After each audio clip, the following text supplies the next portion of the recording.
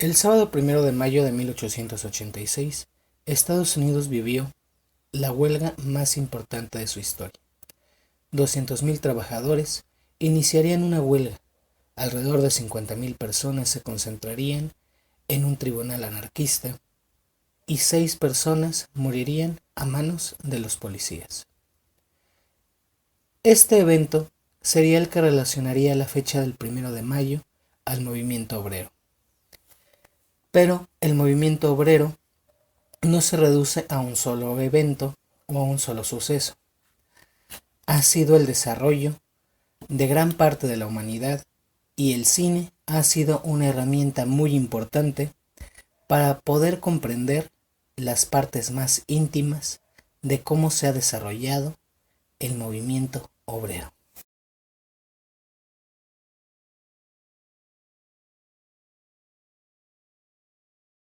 Queridos amigos de 35 milímetros, bienvenidos a un programa más. El programa del día de hoy está grabado desde casa, manteniendo la sana distancia. A nombre de la cotitular de este programa, Junuen Figueroa, mando un saludo muy cordial a todas las personas que están manteniendo las precauciones necesarias para salir de este aprieto en el que estamos.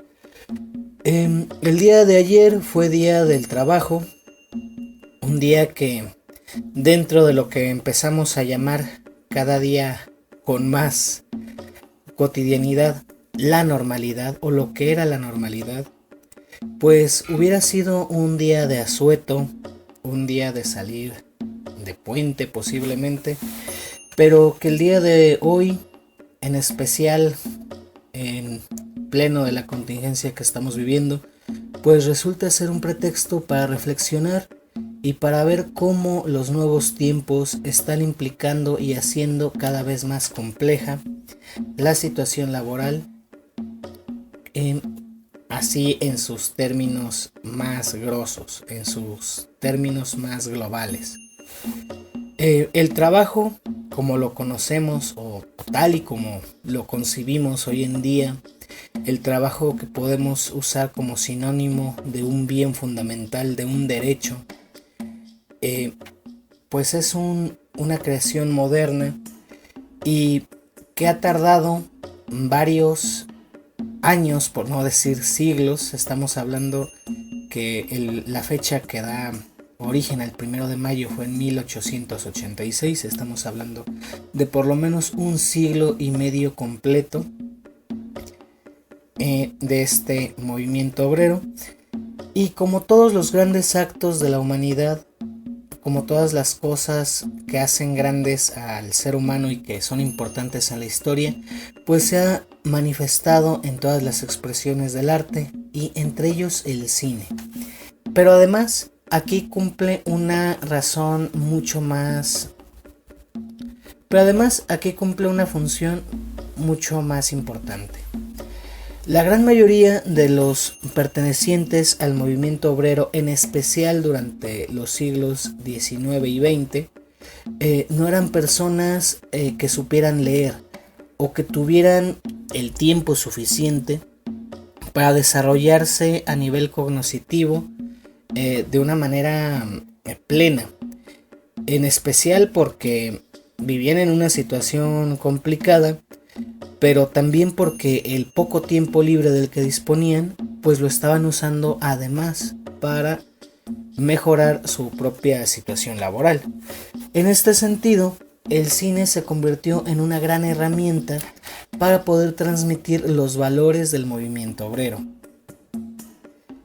Y también para ir haciendo conciencia histórica en el mayor de sus sentidos a el público espectador, en especial al público de la clase media, al público de la clase media alta, que de alguna manera podía sentir que estaba lejos de este mundo laboral, de esta situación de la que se podía ver a simple vista solamente con los carteles y las marchas en las calles. Y pues esto ayudó también para que muchos sindicatos muchos partidos políticos, muchos filántropos que tuvieran empatía por el movimiento llegaran a financiar un sinnúmero de películas para explicar el tema y para llegar a conmover o a empatizar con estas clases, que eran las que generalmente asistían al cine y que pues no veían más que a sus vecinos de calle, muchas veces ni sus vecinos, porque ya empezaba la segregación barrial, en una situación de huelga con carteles y con una incertidumbre que además los grandes medios masivos en la mayoría de los casos no se detenía a valorar de una forma positiva.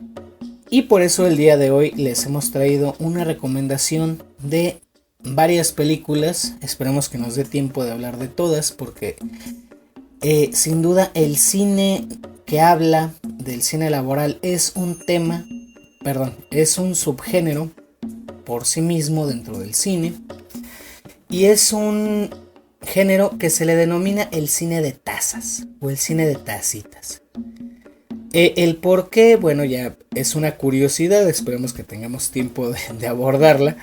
En especial tuvo un gran auge con el cine soviético. Y la primera recomendación del día de hoy es una película soviética, muy posiblemente de culto, muy difícil de obtener, pero les aseguro que aquellos que están interesados en el tema no tendrán ningún problema en ir al Chopo o en ir a la Cineteca Nacional para conseguir esta película. Se llama El acorazado Potemkin. Su nombre original, voy a tratar de mencionarlo, sería Bronislaw Potemkin. Bueno, no era tan difícil. Es una película dramática e histórica de 1925. Está dirigida por Sergei Eisenstein y esta película narra lo que ocurre en el motín ocurrido en el acorazado Potemkin en el año 1905, cuando la tripulación se rebela contra los oficiales de la armada zarista.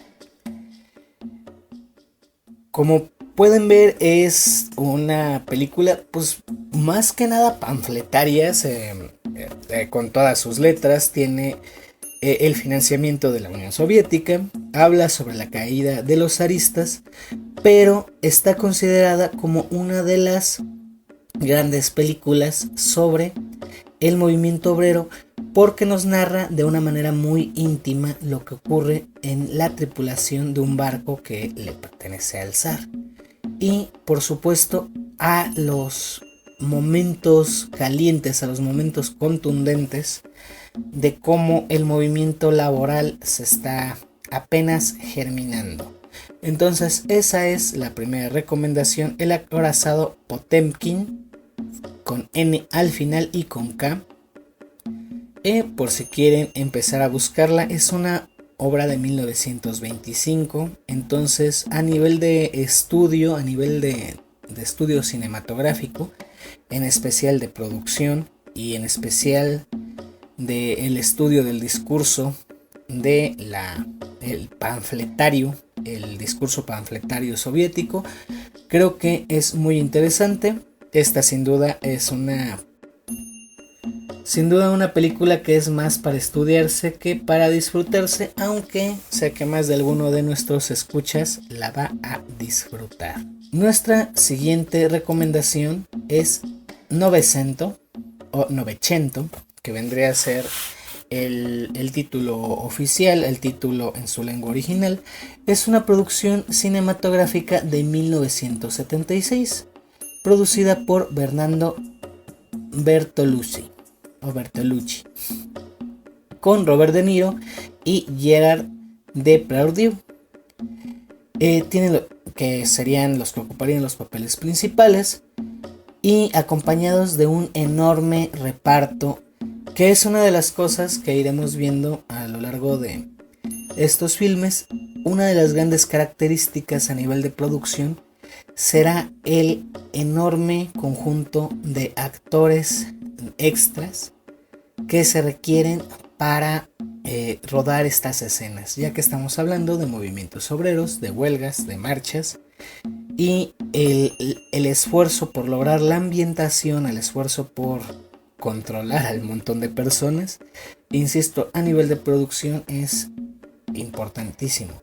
Y me quiero detener un poco más en Novecento, porque aparte de ser un poco más reciente, de tener un lenguaje que podemos disfrutar más como espectadores del siglo XXI, y de tener grandes actuaciones, tiene una peculiaridad, y es que se puede conseguir de forma gratuita en YouTube en formato de miniserie, ya que dura 5 horas.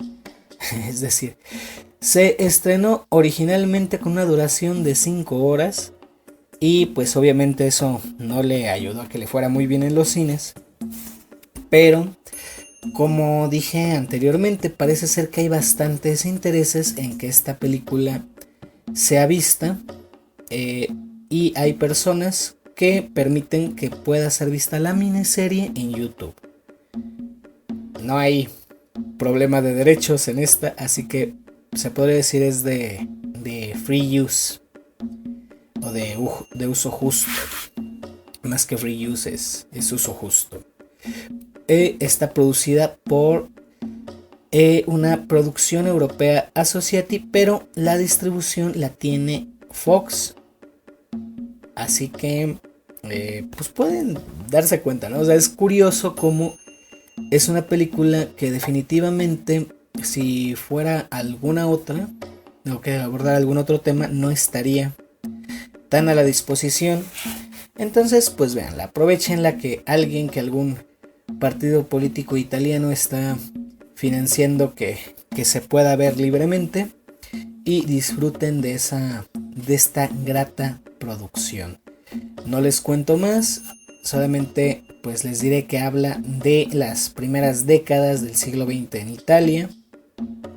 Sería una contraparte de lo que estaba ocurriendo con las películas del Padrino en Estados Unidos, pero esto ocurre en Italia. Vamos a ver qué tal.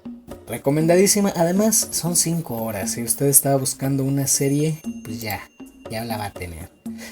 La siguiente película es La clase operaria va al paraíso, o la clase obrera va al paraíso. La clase operaria va in paraiso, que sería en italiano, y es una película de 1971 dirigida por Elio Petri, y es nuestra siguiente recomendación. Esta película tiene la cualidad de haber ganado el Festival de Cine de Cannes en 1972. Esta habla sobre la denuncia de las condiciones laborales en las fábricas a través de la historia de un obrero modelo, que a raíz de un accidente se convierte en un sindicalista. La película es un poco más de culto, un poco más contemporánea, si se puede decirle contemporáneo, algo que ocurrió en los 70s, pero definitivamente vale la pena verla por el discurso cinematográfico que ofrece, y decir que pocas películas con estos temas, podríamos decir, tan cercanos, llegan a ganar en el Festival de Cine de Cannes de Italia. Por lo menos ahora, en estas épocas. En aquellos tiempos me imagino que era mucho más romántico. Y pues casi siempre hablamos de los movimientos obreros, los relacionamos casi inevitablemente a el movimiento comunista, y por consecuencia, o junto con pegado, al movimiento ateísta. Sin embargo, también existe o existió un movimiento obrero católico, un movimiento trabajador católico, y este tuvo una principal fuerza dentro de los Estados Unidos. Fue llevada por Dorothy Day, una mujer que se hacía llamar a sí misma obrera y sierva de Dios, y hay una película que narra su vida a partir de que ella es arrestada por protestar contra la guerra de Vietnam. dentro de la celda donde está ella pues reflexionando, toma una decisión que le hará cambiar el resto de su vida, y el resto de su vida estará dirigido en crear un movimiento de trabajadores católicos. Este movimiento pues está bien entrado a todo lo que es el sindicalismo, el movimiento laboral, pero tiene esta cualidad de no estar ligado al movimiento soviético, al movimiento socialista. Entonces es una curiosidad. La vida de Dorothy Day transcurre, insisto, desde los años 70 hasta 1980, y también cuenta con la participación de un cofundador, Peter Maurin, que será pues quien le dé un poco de continuidad a su movimiento. Entonces esta es otra recomendación, más como curiosidad que como por su lenguaje cinematográfico, pero también pues para hacer comparaciones, ¿no? Cómo es el movimiento laboral visto desde la perspectiva católica.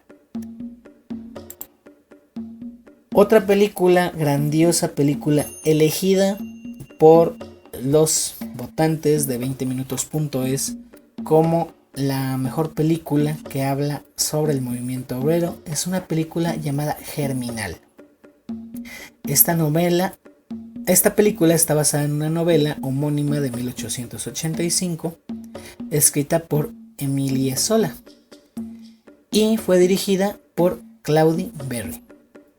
Cuenta con la actuación de Mew, Renaud y Gerard Depardieu. La historia de Germinal inicia a finales del siglo XIX, en una mina al norte de Francia.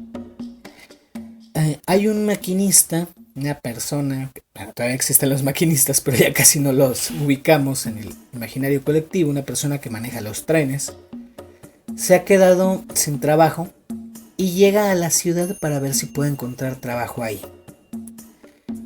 Ahí encuentra dónde quedarse a dormir con una familia y se enamora de la hija mayor.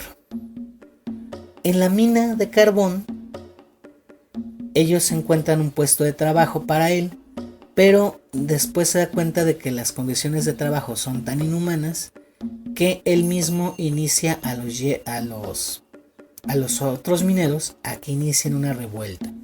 Estamos hablando de los años 1800 del norte de Francia, pues todavía algo fresca lo que viene siendo la Revolución Francesa. Entonces hay un espíritu revolucionario francesista muy álgido todavía en estos mineros, muy álgido todavía en este maquinista, y se trata de darle una revuelta contra la burguesía y esperando pues un mejor salario y una mejor condición. Esta película fue rodada en 1994, es la más contemporánea por lo menos la más contemporánea que hemos nombrado hasta ahora. Ganó 12 premios César franceses, que serían el equivalente a los premios Oscar, y en 2 categorías, mejor fotografía y mejor vestuario, ha tenido otra gran cadena de premios europeos. Sin duda alguna, esta es una de las películas que el público ha elegido, no solo porque la producción, digamos, es más fresca, es más contemporánea, sino además porque trata de abordar las cosas desde una manera mucho más sencilla, desde una manera en tiempos menos complicados y de una manera que llega más a lo que es